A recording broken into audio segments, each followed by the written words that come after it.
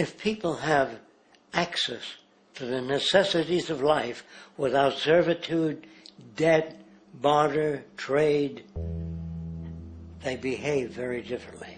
You want all these things available without a price tag. Now then, you got to have a price tag. Well, what'll motivate people? Man gets everything he wants, he just lay around in the sun. This is a myth they perpetuate. People in our culture are trained to believe that the monetary system produces incentive. If they have access to things, why should they want to do anything? They will lose their incentive. That's what you're taught, to support the monetary system. When you take money out of the scenario, there would be different incentives, very different incentives. When people have access to the necessities of life, their incentives change. What about the moon and the stars? New incentives arise. If you make a painting that you enjoy, you will enjoy giving it to other people, not selling it.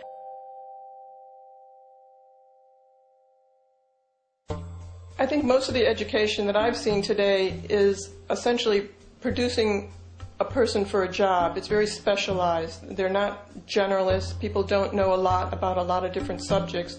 I don't think you could get people to go to war if they knew a lot about a lot of things. I think education is mostly rote, and they're not taught how to solve problems. They're not given the tools, emotionally or within their own field, of how to do critical thinking. A resource-based economy, the education would be very different. Our society's major concern is mental development and to motivate each person to their highest potential. Because our philosophy is the smarter people are, the richer the world, because everybody becomes a contributor. The smarter your kids are, the better my life will be, because they'll be contributing more constructively to the environment and to my life, because everything that we devise within a resource-based economy would be applied to society. There would be nothing to hold it back. Patriotism, weapons, armies, navies, all that is a sign that we're not civilized yet. Kids will ask their parents, didn't you see the necessity of the machines? Dad, couldn't you see that war was inevitable when you produce scarcity? Isn't it obvious? Of course the kid will understand that you were pinheads, raised merely to serve the established institutions. We're such an abominable, sick society that we won't make the history book.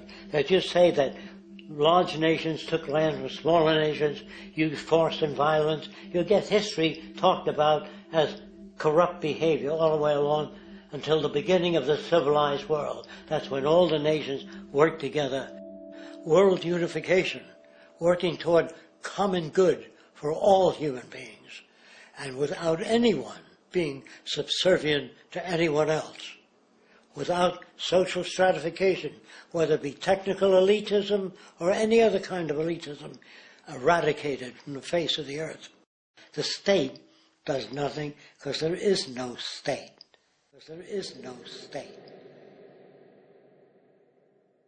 The system I advocate, a resource-based global economy, is not perfect. It's just a lot better than what we have. We can never achieve perfection.